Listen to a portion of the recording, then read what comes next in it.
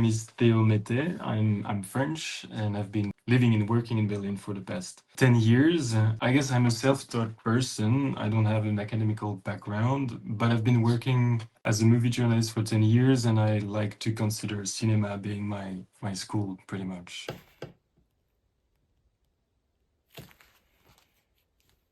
My practice always starts in a sketchbook. I always have one with me. It's very important for me.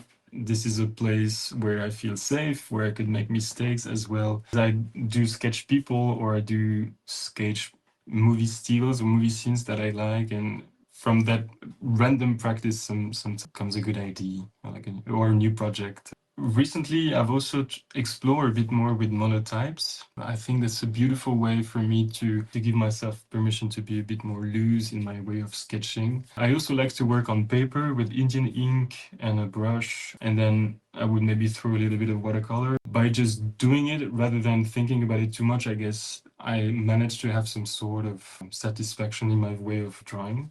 It's still at the stage of a sketchbook, and then when it comes to developing that idea, maybe for a painting, I would try to have the same process. I think I would just use canvas. Usually I put gesso on it because then I have some texture on the canvas, which I like, and then I would have the same way of applying the paint. And then again, I try not to think about it too much, just to see what's going to come out of it.